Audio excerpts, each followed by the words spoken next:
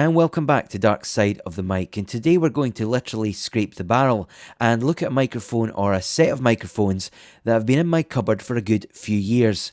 What you're listening to right now is the Beyerdynamic MPC 65. Now this is a boundary microphone and I picked up a set of 3 of these a few years ago for about £50 on eBay. And I never really thought to try them out as a spoken word mic, and lo and behold, I think they sound pretty good. Now, when you think of boundary mics, you typically think of some gimp in a suit doing a boardroom presentation or a lecture or something like that, with the mic sat a few feet away on a table. They're not considered very cool, and you wouldn't really think of them as very creative tools at all. Which is a bit of a shame because these mics are incredibly flexible. They can be mounted on practically any flat surface, and when used in a stereo configuration, they can offer up some really interesting reflections and ambient sounds of spaces. So let's talk a little bit about how you would use them for a spoken word podcast, for example. At the moment, we have the mic plugged into a Mackie VLZ3 mixer, which is then connected to my interface at line level. So a very, very standard setup.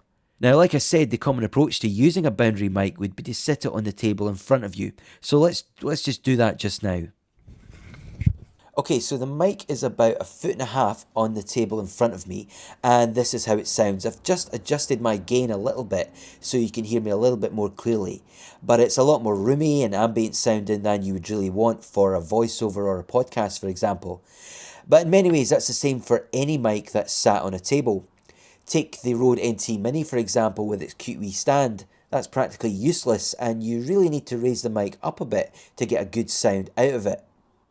So if I bring the mic back up again, and I've mounted it on a mic stand with just a cheap mobile phone clamp, pictures will be on the website or on YouTube if you want to check those out, and it's about 6 to 8 inches away at about chin height. And I reckon that's the optimal corridor, or the sweet spot if you like, of where it picks up my voice the best. Now this is where it gets interesting, because once you find the optimal height for the mic, you can move from side to side and it still picks you up fairly well. I managed to find a spec sheet for it online, and it's a fairly wide cardioid pattern, so indeed that makes sense. So you can imagine if you were using this on a guest interview in a podcast, for example, and they were a bit of a mover, jumping about, it would still pick them up fairly well if they drifted off mic, whereas if they were using a dynamic, you would have to constantly nag them to get near the mic again. So let's do an off-axis rejection test, because I think that's interesting as well. If I was to move the mic to 90 degrees, this is how it sounds, and you can hear it fall off, but maybe not as much as your typical cardioid mic.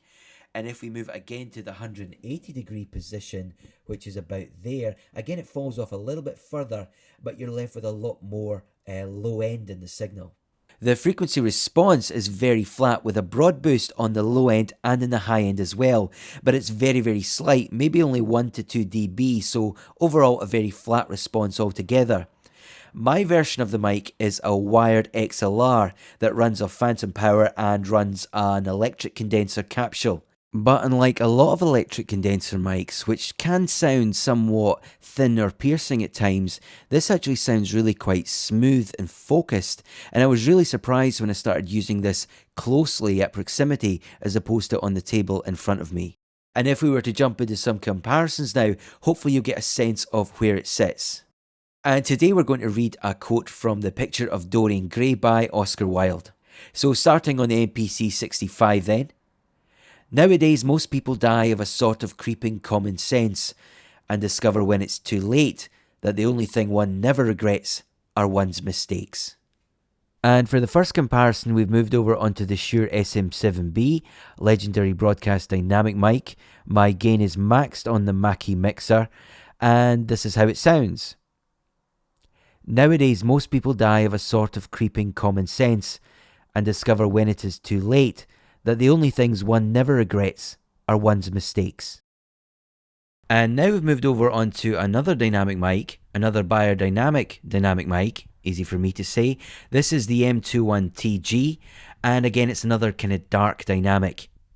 Nowadays most people die of a sort of creeping common sense and discover when it is too late that the only things one never regrets are one's mistakes. And at this point we've moved over onto the Rode M3, a small diaphragm condenser mic that uses an electric capsule. Nowadays, most people die of a sort of creeping common sense and discover when it is too late that the only things one never regrets are one's mistakes. And the next mic up is the Line Audio CM4. Now this is a microphone again with a particularly flat frequency response, so I thought this would be a good one to compare against the Beyerdynamic. Nowadays most people die of a sort of creeping common sense and discover when it is too late that the only things one never regrets are one's mistakes. Next up we have the Sennheiser MKH416, a legendary shotgun microphone.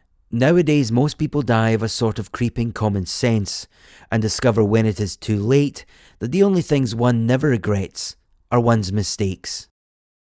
And now we've moved over onto the first large diaphragm condenser mic in this test, and this is the SE Electronics X1S.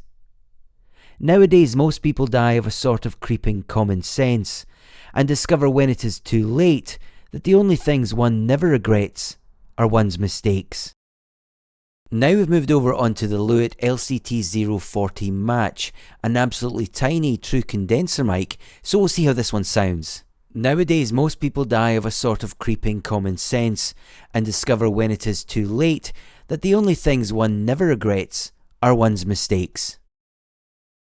Okay, so I think that about wraps it up for the comparisons there, and it should give you an indication of where the Beyerdynamic MPC 65 sits in relation to a lot of familiar sounding mics, so you can make your mind up in that sense.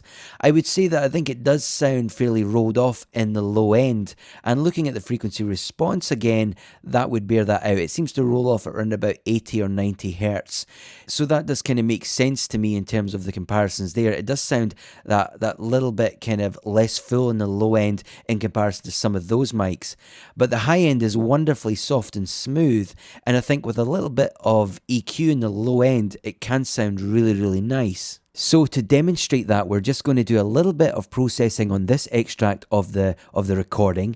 We'll add a little bit of EQ and a little bit of compression to see how it can sound in comparison to some of those higher end mics.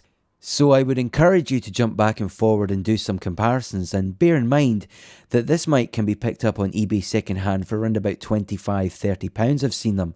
So an incredible bargain can be had there if you're willing to adapt the mic for spoken word use. Okay, so that about wraps it up for this week. I hope you've enjoyed this one. It's a little bit different. Let me know what you think, and we look forward to seeing you again next time.